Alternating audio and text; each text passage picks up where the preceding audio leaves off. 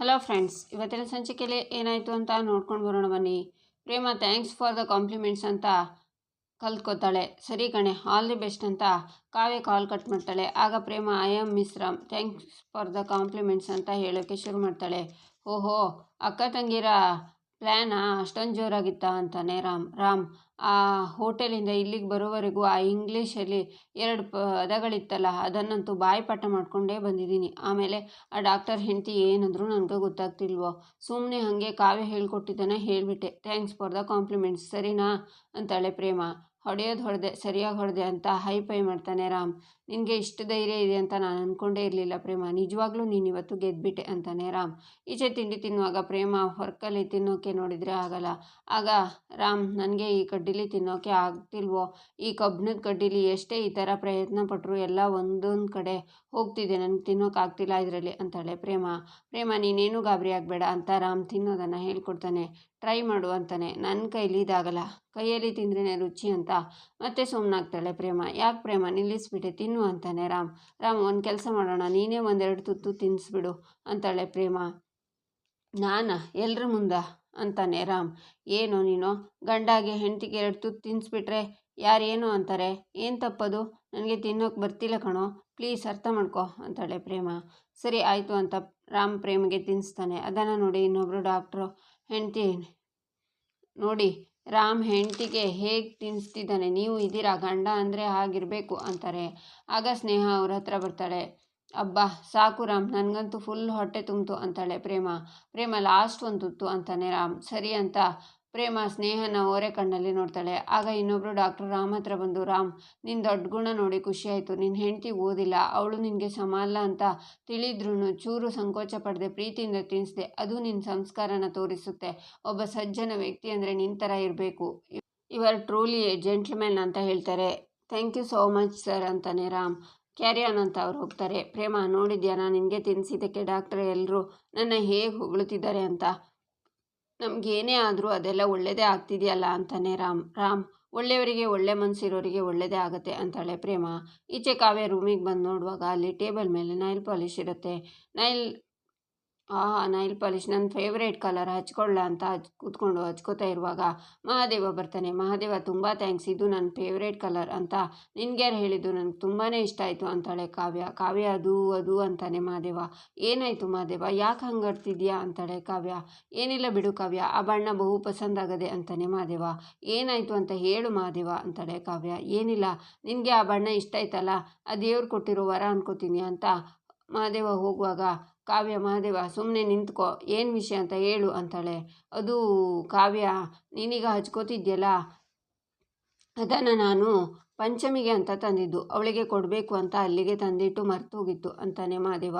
ಅಯ್ಯಯ್ಯೋ ಮಹಾದೇವ, ಹೌದಾ, I am so sorry, ನನಗೆ ಈ ಬಣ್ಣ ಇಷ್ಟ ಅಂತ ಹಚ್ಕೊಂಡೆ, ನಾನು ಈಗಲೇ ಹೋಗ್ಕೊಡ್ತೀನಿ ಅಂತಾಳೆ ಕಾವ್ಯ. ಬೇಡ ಕಾವ್ಯ, ಆ ಬಣ್ಣ ನೋಡು, ನಿನ್ನ ಕೈಗೆ ಪಸಂದಾಗಿ ಕಾಣ್ತದೆ, ನೀನೇ ಇಟ್ಕೋ, ಪಂಚಮಿಗೆ ಬೇಕಾದರೆ ನಾಳೆ ನಾನು ಬೇರೆ ತಗೊಂಡು ಬರ್ತೀನಿ ಅಂತಾನೆ ಮಹಾದೇವ. ಆದರೂ ನೀನು ಅವಳಿಗೆ ಅಂತ ತಂದಿರೋದು ಅಂತಾಳೆ ಕಾವ್ಯ. ದೊಡ್ಡವರು ಒಂದು ಮಾತು ಹೇಳವ್ರೆ, ನಾವು ತಿನ್ನೋ ಒಂದೊಂದು ಅಗಲದ ಮೇಲೂ ಅದನ್ನು ತಿನ್ನೋರ ಹೆಸರು ಬರ್ತೈತೆ ಅಂತ, ಹಾಗೆ ಇದ್ರ ಮೇಲೆ ನಿನ್ನ ಹೆಸರು ಬರ್ತೈತೆ, ಇಟ್ಕೋ ಪ್ಲೀಸ್ ಅಂತಾನೆ ಮಹಾದೇವ. ಥ್ಯಾಂಕ್ಸ್ ಅಂತಾಳೆ ಕಾವ್ಯ. ನೋ ಮೆಂಟಲ್ ಅಂತಾನೆ ಮಹಾದೇವ. ಅಂತಾಳೆ ಕಾವ್ಯ. ಅದೇ ಥ್ಯಾಂಕ್ ಯು ಹೇಳಿದ ಮೇಲೆ ಹೇಳ್ತಾರಲ್ಲ, ನೋ ಮೆಂಟಲ್ ಅಂತಾನೆ ಮಹಾದೇವ. ಮೆನ್ಷನ್ ನಾಟ್ ಮಹಾದೇವ ಅಂತ ನಗ್ತಾಳೆ ಕಾವ್ಯ. ಅದೇ ಅಂತಾನೆ ಮಹಾದೇವ. ಆಮೇಲೆ ಇನ್ನೊಂದು ವಿಷಯ ಮಹಾದೇವ, ನೀನು ಅತ್ತೆ ಹತ್ರ ಮಾತಾಡಿದ್ದನ್ನು ನಾನು ಕೇಳಿಸ್ಕೊಂಡೆ, ನಮ್ಮ ಮದುವೆ ವಿಷಯ. ನಾನು ನಿನಗೆ ಸರಿಯಾದ ಜೋಡಿ ಅಲ್ಲ ಅಂತ ನಿನಗೆ ಅನಿಸಿದೆಯಲ್ಲ, ಅದು ನೀ ನನ್ನ ಚೆನ್ನಾಗಿ ಅರ್ಥ ಮಾಡ್ಕೊಂಡಿದ್ದೀಯಾ ಅಂತಾಳೆ ಕಾವ್ಯ.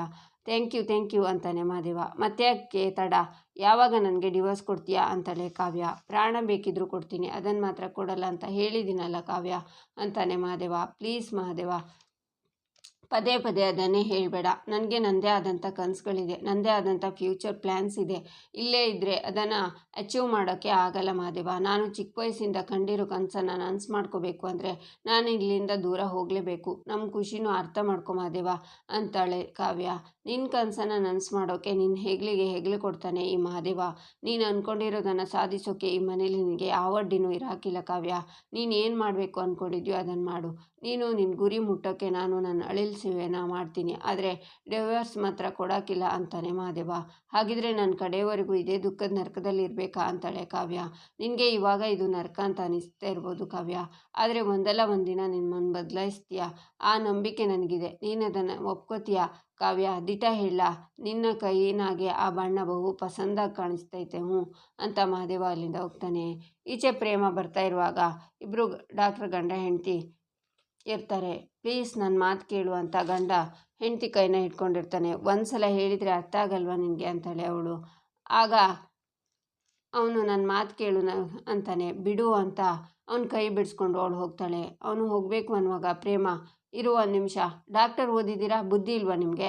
ಬೆಳ್ಳಗಿರೋದೆಲ್ಲ ಹಾಲಲ್ಲ, ಈ ಥರ ಸೂಟು ಬೂಟು ಹಾಕ್ಕೊಂಡಿರೋರು ದೊಡ್ಡ ಮನುಷ್ಯರು ಅಲ್ಲ ಅನ್ನೋದನ್ನು ಹಿರಿಯರು ಯಾವಾಗಲೂ ಹೇಳಿದ್ದಾರೆ. ಇವಾಗ ನೀವು ಮಾಡಿದ್ರಲ್ಲ ಕೈ ಹಿಡಿದು ಎಳೆಯೋದನ್ನು, ಅದೇ ನಮ್ಮ ಹಳ್ಳಿಲಿ ಮಾಡಿದರೆ ಏನು ಮಾಡ್ತಿದ್ರು ಗೊತ್ತಾ? ನಿಮ್ಮ ತಲೆನ ನುಣ್ಣಗೆ ಬೋಳಿಸಿ ಕತ್ತೆ ಮೇಲೆ ಕೂರಿಸಿ ಮೆರವಣಿಗೆ ಮಾಡ್ತಿರೋರು. ಏನು ಇಲ್ಲಿರೋರು ದೊಡ್ಡ ಮನುಷ್ಯರಿದ್ದಾರೆ, ಅದಕ್ಕೆ ನಿಮ್ಮನ್ನು ಸುಮ್ಮನೆ ಬಿಡ್ತಾ ಇದ್ದೀನಿ, ಇಲ್ಲ ಅಂದಿದ್ರೆ ಕಪಾಳಕ್ಕೆ ಎಡ್ಬಿಟ್ಟು ಹಲ್ಲು ಉದುರಿಸ್ತಿದ್ದೆ ಅಂತಾಳೆ ಪ್ರೇಮ. ಯಾರೇ ನೀವು ಅಂತಾರೆ ಡಾಕ್ಟರ್. ಮಾತಾಡಬೇಡಿ, ಎಷ್ಟ್ರಿ ನಿಮ್ಮ ಧೈರ್ಯ? ಒಬ್ಬ ಹೆಣ್ಮಗಳಿಗೆ ಇಷ್ಟ ಇಲ್ಲ ಅಂದರೂ ಬಲವಂತವಾಗಿ ಕೈ ಹಿಡಿದು ಎಳಿತಿದ್ದೀರಲ್ಲ, ನಿಮ್ಗೆ ಎಷ್ಟು ಧೈರ್ಯ ಅಂತ? ಹೆಣ್ಮಕ್ಳು ಅಂದರೆ ಹಗುರ ಅಂತ ಅಂದ್ಕೊಂಡ್ಬಿಟ್ರಾ? ಹೆಣ್ಮಕ್ಳು ಹೂವಿದ್ದಂಗೆ, ಅದೇ ಕೆಣಕಿದ್ರೆ ಹೆಡೆ ಎತ್ತಿರೋ ಹಾವಿದ್ದಂಗೆ. ಮೇಡಮ್ ನೀವೇನು ಹೆದರ್ಕೋಬೇಡಿ, ಇವರು ಇನ್ಮೇಲೆ ನಿಮ್ಮ ತಂಟೆಗೆ ಬರಲ್ಲ. ಇಂಥ ತೊಂದರೆ ಕೊಡೋ ಗಂಡಸರಿಗೆ ಅಲ್ಲೇ 4 ಏಟು ಕೊಟ್ಟು ಬುದ್ಧಿ ಕಲಿಸ್ಬೇಕು, ಆಗಲೇ ಇವರಿಗೆ ಬುದ್ಧಿ ಬರೋದು. ನೀವೇನು ಹೆದರ್ಕೋಬೇಡಿ, ನಿಮ್ಮ ಜೊತೆ ನಾನಿದ್ದೀನಿ. ಒಂದೆರಡು ಹಾಕಿ, ಇವ್ರ ಕೊಬ್ಬು ಇಳಿಬೇಕಾದ್ರೆ 2 ಹಾಕಲೇಬೇಕು, ಹಾಕಿ ಅಂತಾಳೆ ಪ್ರೇಮ. ಆಗ ಆ ಲೇಡಿ, ಯಾರು ನೀನು? ಸ್ವಲ್ಪ ಬಾಯಿ ಮುಚ್ತೀಯಾ? ನನ್ನ ಗಂಡ ನನ್ನ ಕೈ ಹಿಡ್ಕೊಂಡ್ರೆ ನಿನಗೇನು ಕಷ್ಟ ಆಗ್ತಿದೆ ಅಂತಾಳೆ. ಗಂಡನಾ ಅಂತಾಳೆ ಪ್ರೇಮ. ಹೌದು, ಇವ್ರು ನನ್ನ ಗಂಡ, ಬೆಂಗಳೂರಲ್ಲಿ ದೊಡ್ಡ ಸರ್ಜನ್. ನಮ್ಮಿಬ್ಬರ ನಡುವೆ ಸಣ್ಣ ಜಗಳ ಆಗಿತ್ತು. ಅವರು ಪ್ರೀತಿಯಿಂದ ಕ್ಷಮೆ ಕೇಳೋಕೆ ಬರ್ತಿದ್ರು. ನಾನು ಸಿಟ್ಟಲ್ಲಿದ್ದೆ, ಕೈ ಬಿಡಿಸ್ಕೊಂಡು ಹೋದರೆ ನೀನೇನು ನನ್ನ ಗಂಡನ ಹತ್ರ ಬಂದು ಇಷ್ಟೆಲ್ಲ ಜಗಳ ಆಡ್ತಿದ್ಯಾ ಅಂತಾರೆ. ಪ್ರೀತಿನ ಅದಕ್ಕೆ ನೀವು ಹೋಗಿದ್ದು ಅಂತಾಳೆ ಪ್ರೇಮ. ಹೌದು, ನನ್ನ ಹೆಂಡತಿ ಜೊತೆ ಜಗಳ ಆಗಿತ್ತು, ಹೋಗಿ ಕ್ಷಮೆ ಕೇಳ್ತೀನಿ, ಅಷ್ಟರಲ್ಲಿ ನೀವು ಬಂದು ಅಂತಾರೆ ಡಾಕ್ಟರ್. ಅಯ್ಯಯ್ಯೋ ತಪ್ಪಾಯಿತು, ನಮ್ಮೂರ ಕಡೆ ಹೀಗೇನಾದರೂ ಹುಡುಗಿರನ್ನ ಕೈ ಹಿಡಿದು ಹೇಳಿದ್ರೆ ಪಂಚಾಯತ್ ಮಾಡ್ತಾರೆ, ತಪ್ಪಾಯಿತು, ನನ್ನ ಕ್ಷಮಿಸಿ ಅಂತ ಪ್ರೇಮ ಅಲ್ಲಿಂದ ಎಸ್ಕೇಪ್ ಆಗ್ತಾಳೆ. ಈಚೆ ಪ್ರೇಮ್ನ ರಾಮ್ ಹುಡುಕ್ತಾ ಇರ್ತಾನೆ. ಆಗ ಪ್ರೇಮ ರಾಮ್ ಅಂತ ಓಡಿ ಬಂದು ಅವನ ಕೈ ಹಿಡ್ಕೊಂಡು, ರಾಮ್ ಒಂದು ದೊಡ್ಡ ಎಡವಟ್ಟಾಯಿತು ಕಣೋ, ಅದು ನಾನು ಕೈ ತೊಳೆಯೋಕ್ಕೆ ಹೋಗಿದ್ನಲ್ಲ, ಅದು ಯಾವುದೋ ಒಂದು ಹುಡುಗಿ ಕೈ ಹಿಡಿದು ಎಳಿತಿದ್ದ, ಅದನ್ನು ತಪ್ಪು ತಿಳ್ಕೊಂಡು ಬಾಯಿಗೆ ಬಂದಾಗ ಬೈದ್ಬಿಟ್ಟೆ ಅಂತಾಳೆ ಪ್ರೇಮ. ಅಲ್ಲೂ ಜಗಳ ಆಡಿದ್ಯಾ? ನಿನಗೆ ಯಾಕೆ ಬೇಕು ಇವೆಲ್ಲ ಅಂತಾನೆ ರಾಮ್. ಅಯ್ಯೋ ನಾನು ಹೇಳೋದನ್ನು ಪೂರ್ತಿಯಾಗಿ ಕೇಳು ಅಂತ ತಾನು ಬೈದಿರೋದನ್ನು ಹೇಳ್ತಾಳೆ ಪ್ರೇಮ. ಅಯ್ಯೋ ದೇವ್ರೆ, ಆಮೇಲೆ ಅಂತಾನೆ ರಾಮ್. ಆಮೇಲೆ ಆ ಹೆಂಗ್ಸ್ ಬಂದುಬಿಟ್ಟು ನಾವಿಬ್ಬರು ಗಂಡ ಹೆಂಡತಿ ಪ್ರೀತಿಯಿಂದ ಜಗಳ ಆಡ್ತಿದ್ರೆ ನಿಂದೇನೆ ಅಂತ ಗದರಿಸ್ಬಿಟ್ಲು. ಆಮೇಲೆ ಅವ್ರು ನನ್ನ ಹಿಡ್ಕೊಳಕ್ಕೆ ಬಂದರು, ನಾನು ತಪ್ಪಿಸ್ಕೊಂಡು ಓಡಿ ಬಂದೆ ಅಂತಾಳೆ ಪ್ರೇಮ ನಿನ್ನ ಒಂಚೂರು ಬದಲಾಗಿಲ್ಲ ಅಲ್ವಾ? ಯಾವುದು ಪ್ರೀತಿ, ಯಾವುದು ಜಗಳ, ಯಾರು ಗಂಡ ಯಾರು ಹೆಂಡತಿ ಏನೂ ಗೊತ್ತಾಗಲ್ವಾ ನಿನಗೆ? ದೊಡ್ಡಮ್ಮಗೆ ಕಾಲ್ ಮಾಡಿ ಹೇಳ್ತೀನಿ ಅಂತಾನೆ ರಾಮ್. ದಯವಿಟ್ಟು ಬೇಡ ಕಣೋ, ದೊಡ್ಡತ್ತೆಗೆ ಗೊತ್ತಾದರೆ ಈಗಲೇ ಇಲ್ಲಿಂದ ಕರ್ಸ್ಕೊಂಡು ಬಿಡ್ತಾರೆ, ದಯವಿಟ್ಟು ಹೇಳಬೇಡ. ಆಮೇಲೆ ನಾನು ನಿನ್ನ ಜೊತೆ ಇರೋಕ್ಕಾಗಲ್ಲ, ಬೇಕಿದ್ರೆ ಇಲ್ಲೇ ಒಂದು 100 ಬಸ್ಕಿ ಹೊಡಿತೀನಿ, ಕಿವಿ ಹಿಡ್ಕೋತೀನಿ, ಬೇಕಿದ್ರೆ ನಿನ್ನ ಕಾಲಿಗೆ ಬೀಳ್ತೀನಿ, ದೊಡ್ಡತ್ತೆಗೆ ಮಾತ್ರ ಹೇಳಬೇಡ ಅಂತಾಳೆ ಪ್ರೇಮ. ಛೀ, ಎಲ್ಲರ ಮುಂದೆ ಬಸ್ಕಿ ಹೊಡಿತೀಯಾ ಅಂತ ಹೇಳ್ತಿದ್ಯಲ್ಲ, ನಾಚಿಕೆ ಆಗಲ್ವ ನಿನಗೆ ಅಂತಾನೆ ರಾಮ್. ಅದರಲ್ಲೇನೋ ನನ್ನ ಗಂಡನ ಹತ್ರ ನಾನು ತಪ್ಪಾಯಿತು ಅಂತ ಕೇಳ್ಕೊಳ್ಳೋಕ್ಕೆ ನಾನ್ಯಾಕೆ ನಾಚಿಕೆ ಪಡ್ಕೋಬೇಕು? ದೊಡ್ಡತ್ತಿಗೆ ಗೊತ್ತಾದರೆ ಇನ್ಯಾವತ್ತೂ ನಿನ್ನ ಜೊತೆಗೆ ಕಳಿಸಲ್ಲ ರಾಮ್, ಪ್ಲೀಸ್ ಹೇಳಬೇಡ ಅಂತಾಳೆ ಪ್ರೇಮ. ಸರಿ, ಯಾರಿಗೂ ಹೇಳಲ್ಲ, ಆದರೆ ನೀನು ಯಾಕೆ ಸಣ್ಣ ಮಗು ಥರ ಆಡೋದು ಅಂತಾನೆ ರಾಮ್. ನಿನ್ನ ಜೊತೆ ಇದ್ದಾಗ ನನಗೆ ಮಗುವಾಗಿರೋದಕ್ಕೆ ಇಷ್ಟ ರಾಮ್, ಆಮೇಲೆ ನೀನು ಮುದ್ದಾಗಿ ಬೈಯೋದು ಇಷ್ಟ ಅಂತಾಳೆ ಪ್ರೇಮ. ತರಲೆ ಅಂತ ರಾಮ್ ನಗ್ತಾನೆ. ಈಚೆ ಕಾವ್ಯಂಗೆ ಭರತ್ ಕಾಲ್ ಮಾಡ್ತಾನೆ. ಹೇಳು ಭರತ್ ಅಂತಾಳೆ ಕಾವ್ಯ. ಹಾಯ್ ಕಾವ್ಯ, ಬಿಸಿ ಇದೆಯಾ? ಫೋನ್ ಮಾಡಿ ಡಿಸ್ಟರ್ಬ್ ಮಾಡಿದ್ನಾ ಅಂತಾನೆ ಭರತ್. ಹಾಗೇನಿಲ್ಲ, ಏನಾದರೂ ವಿಷಯ ಇತ್ತ ಹೇಳು ಅಂತಾಳೆ ಕಾವ್ಯ. ವಿಷಯ ಏನಿಲ್ಲ ಕಾವ್ಯ, ಲೈಫಲ್ಲಿ ಏನೋ ಸಾಧನೆ ಮಾಡಬೇಕು ಅಂತಿದ್ದವಳು, ಹೋಗಲಿ ಬಿಡು. ಅದಾಗೆ ಊಟ ಆಯ್ತಾ ನಿಂದು ಅಂತಾನೆ ಭರತ್. ಆಯಿತು, ನಿಂದು ಅಂತಾಳೆ ಕಾವ್ಯ. ನೀನು ಪುಣ್ಯವಂತೆ ಕಾವ್ಯ, ಮನೆಯಲ್ಲಿ ನೆಮ್ಮದಿಯಾಗಿ ಊಟ ಮಾಡ್ತಿದ್ಯಾ, ನಂದಿನ್ನೂ ಆಗಿಲ್ಲ ಅಂತಾನೆ ಭರತ್. ಯಾಕೆ ಭರತ್ ಇಷ್ಟೊತ್ತಾಯಿತು, ಯಾಕಿನ್ನೂ ಊಟ ಆಗಿಲ್ಲ, ಏನಾಯಿತು ಅಂತಾಳೆ ಕಾವ್ಯ. ಅವತ್ತು ಪಾರ್ಟಿ ಜಗಳದಲ್ಲಿ ಮಹಾದೇವ ನನ್ನ ಕೈಗೆ ಹೊಡೆದಿದ್ದ ಅಲ್ವಾ, ಅವತ್ತಿಂದ ನನ್ನ ಕೈ ನೋವು ಕಡಿಮೆ ಆಗಿಲ್ಲ, ಮೊನ್ನೆ ಮತ್ತೆ ಅದೇ ಜಾಗಕ್ಕೆ ಪೆಟ್ಬಿತ್ತು ಅಂತಾನೆ ಭರತ್. ಅಯ್ಯಯ್ಯೋ, ಈಗ ಹೇಗಿದೆ? ಹಾಸ್ಪಿಟ್ಲಿಗೆ ತೋರಿಸಿದ್ಯಾ ಅಂತಾಳೆ ಕಾವ್ಯ. ತೋರಿಸಿದ್ದೀನಿ ಕಾವ್ಯ, ಒಂದು ಸ್ವಲ್ಪ ದಿನ ಕೈಗೆ ಬ್ಯಾಂಡೇಜ್ ಕಟ್ಕೊಳ್ಳೋಕೆ ಹೇಳಿದ್ದಾರೆ. ಮನೆ ಕೆಲಸದವಳು ಬೇರೆ ರಜದಲ್ಲಿದ್ದಾಳೆ, ಅದಕ್ಕೆ ಬೆಳಿಗ್ಗೆಯಿಂದ ಏನೂ ತಿಂದಿಲ್ಲ. ಈ ಕೈನಲ್ಲಿ ಏನೂ ಅಡುಗೆ ಮಾಡೋಕ್ಕಾಗಲ್ಲ, ಹೋಟೆಲ್ ಊಟ ಬೇರೆ ನನಗೆ ಅಡ್ಜಸ್ಟ್ ಆಗಲ್ಲ, ಅದಕ್ಕೆ ಬೆಳಿಗ್ಗೆಯಿಂದ ಏನೂ ತಿಂದಿಲ್ಲ ಕಾವ್ಯ ಅಂತಾನೆ ಭರತ್. ಬೆಳಿಗ್ಗೆಯಿಂದ ನೀನು ಉಪವಾಸ ಇದೆಯಾ ಭರತ್? ಮಹಾದೇವನಿಂದ ನಿನ್ನ ಕೈಗೆ ಪೆಟ್ಟಾಗಿದ್ದಲ್ವಾ, ನಾನೇ ಬಂದು ನಿನಗೆ ಅಡುಗೆ ಮಾಡಿಕೊಡ್ತೀನಿ ಅಂತಾಳೆ ಕಾವ್ಯ. ಅಯ್ಯೋ ಕಾವ್ಯ, ನೀನೇನಕ್ಕೆ ತೊಂದರೆ ತಗೋತೀಯಾ? ಏನೂ ಬೇಡ ಅಂತಾನೆ ಭರತ್. ತೊಂದರೆ ಏನಿಲ್ಲ, ತಪ್ಪು ನಮ್ಮಿಂದಾದಾಗ ನಾವೇ ಸರಿಪಡಿಸ್ಬೇಕು, ನೀನೇನು ಯೋಚನೆ ಮಾಡಬೇಡ, ನಾನು ಬರ್ತೀನಿ ಅಂತಾಳೆ ಕಾವ್ಯ. ಕಾವ್ಯ, ನನ್ನ ಮಾತು ಕೇಳು ಅಂತ ಕಾಲ್ ಕಟ್ ಇಡೀ ಗಾಳಕ್ಕೆ ಮೀನು ಬಿದ್ದೇ ಬಿಡ್ತು, ಇನ್ನೇನಿದ್ರು ಮಸಾಲೆ ಅರಿಯೋದೆ ಅಂತ ನಗ್ತಾನೆ ಭರತ್. ಈಚೆ ಪ್ರೇಮ, ಮೇಲೆ ಹೋಗೋಣ ಬಾ ಅಂತಾಳೆ. ಹೋಗೋಣ ಅಂತಾನೆ ರಾಮ್. ಆಗ ಪ್ರೇಮ ನಿಂತ್ಕೋತಾಳೆ. ಯಾಕೆ ಪ್ರೇಮ, ಏನಾಯ್ತು ಅಂತಾನೆ ರಾಮ್. ರಾಮ್, ಏನಿದು, ಇದರಲ್ಲಿ ಹೇಗೆ ಹೋಗೋದು ಅಂತಾಳೆ ಪ್ರೇಮ. ನೋಡಲಿ ಅವರೆಲ್ಲ ಹೋಗ್ತಿದ್ದಾರೆ ಅಂತ ನೀನು ಈ ಮೆಟ್ಲ ಮೇಲೆ ಕಾಲಿಟ್ರೆ ಅದೇ ನಿನ್ನ ಕರ್ಕೊಂಡು ಹೋಗುತ್ತೆ ಅಂತಾನೆ ರಾಮ್. ಏನು ಇದು ಮಾಯಾಲೋಕ, ಮೆಟ್ಲು ಹತ್ಕೊಂಡು ಹೋಗಿದ್ದೀನಿ, ಮೆಟ್ಲ ಮೇಲೆ ಹತ್ಕೊಂಡ್ರೆ ಅದೇ ನಮ್ಮನ್ನು ಕರ್ಕೊಂಡು ಹೋಗೋದಕ್ಕೆ ಇವತ್ತೇ ನೋಡ್ತಾ ಇರೋದು. ಅಬ್ಬಾ, ನನಗ್ಯಾಕೋ ಭಯ ಆಗ್ತಿದೆ, ನಾನಂತೂ ಬರಲ್ಲ ಅಂತಾಳೆ ಪ್ರೇಮ. ಪ್ರೇಮ, ಪ್ಲೀಸ್ ಕಣೆ, ಇಲ್ಲೂ ನೀನು ಹಠ ಮಾಡಬೇಕಾ? ಬೇಕಿದ್ರೆ ನಾನು ಒಂದ್ಸಲ ಹೋಗಿ ಬರ್ತೀನಿ, ನೋಡ್ತೀಯಾ ಅಂತ ರಾಮ್ ಹೋಗಿ ಬಂದು, ನೋಡು ಎಷ್ಟು ಈಸಿ, ಬಾ ಹೋಗೋಣ ಪ್ರೇಮ, ಅಕ್ಕಪಕ್ಕದವರು ನಮ್ಮನ್ನೇ ನೋಡ್ತಿದ್ದಾರೆ ಕಣೆ, ಬಾರೆ ಹೋಗೋಣ ಪ್ಲೀಸ್ ಅಂತಾನೆ ರಾಮ್. ನನಗೆ ಭಯ ಆಗ್ತಿದೆ, ನಾನು ಬರಲ್ಲ ಅಂತಾಳೆ ಪ್ರೇಮ. ಆಗ ಸ್ನೇಹ ಬರ್ತಾ ಇರೋದನ್ನು ಪ್ರೇಮ ನೋಡಿ, ರಾಮ್ ನಾನು ಬರ್ತೀನಿ, ಆದರೆ ಒಂದು ಮಾತು, ನೀನು ನನ್ನ ಕೈ ಹಿಡ್ಕೋಬೇಕು, ಗಟ್ಟಿಯಾಗಿ ಹಿಡ್ಕೋಬೇಕು, ಚೂರು ಬಿಡಬಾರ್ದು ಅಂತಾಳೆ ಪ್ರೇಮ. ಸರಿ ಬಾ ಅಂತಾನೆ ಅವಳನ್ನು ಹಿಡ್ಕೋತಾನೆ. ಇನ್ನೂ ಗಟ್ಟಿಯಾಗಿ ಅಂತಾಳೆ ಪ್ರೇಮ. ಇನ್ನೂ ಗಟ್ಟಿಯಾಗಿ ಹಿಡ್ಕೊಂಡ್ರೆ ರಕ್ತ ಹೆಪ್ಪುಗಟ್ಟುತ್ತೆ ಅಂತಾನೆ ರಾಮ್.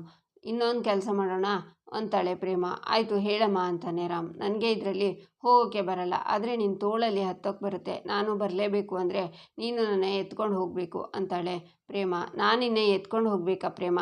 ಎಲ್ಲರೂ ನನ್ನ ನೋಡ್ತಿದ್ದಾರೆ, ನನ್ನ ಕೈಲಾಗಲ್ಲ, ಇದೇನಿದು ಮನೆ ಅಂದ್ಕೊಂಡ್ಯಾ, ಮಾಲ್ ಇದು, ಆಗಲ್ಲ, ಹೋಗೋ ಪ್ರೇಮ ಅಂತಾನೆ ರಾಮ್. ನೋಡಿದರೆ ನೋಡ್ತಾರೆ ಬಿಡು, ಗಂಡ ತನ್ನ ಹೆಂಡ್ತಿನ ಎತ್ಕೊಂಡ್ರೆ ಏನು ತೊಂದರೆ, ನೀನು ಇವಾಗ ಎತ್ಕೊಂಡು ಹೋಗಿಲ್ಲ ಅಂದರೆ ನಾನು ಇಲ್ಲೇ ಕಲ್ ಥರ ಕೂತ್ಕೋತೀನಿ ಅಷ್ಟೇ ಅಂತಾಳೆ ಪ್ರೇಮ. ಅಮ್ಮ ತಾಯಿ, ನಿನ್ನ ಹಠದ ಮುಂದೆ ನಾನು ಗೆಲ್ಲೋಕ್ಕಾಗುತ್ತಾ? ಸರಿ ಬಾ, ನಾನೇ ಕರ್ಕೊಂಡು ಹೋಗ್ತೀನಿ ಅಂತ ಪ್ರೇಮನೆ ಎತ್ಕೊಂಡು ಹೋಗೋಣ ಅಂತಾನೆ ಹೋಗ್ತಾನೆ ರಾಮ್. ಆದರೂ ಭಯ ಆಗ್ತಿದೆ ಅಂತಾಳೆ ಪ್ರೇಮ. ಅದನ್ನು ನೋಡಿ ಸ್ನೇಹ ಸಿಟ್ಟಿಂದ ಹೋಗ್ತಾಳೆ. ಇಲ್ಲಿಗೆ ಈ ಸಂಚಿಕೆ ಮುಕ್ತಾಯವಾಗುತ್ತೆ. ಮುಂದಿನ ಸಂಚಿಕೆಗಾಗಿ ನಮ್ಮ ಚಾನಲನ್ನು ನೋಡಿ ಸಬ್ಸ್ಕ್ರೈಬ್ ಮಾಡಿ, ಲೈಕ್ ಮಾಡಿ, ಸಪೋರ್ಟ್ ಮಾಡೋದನ್ನು ಮರಿಬೇಡಿ.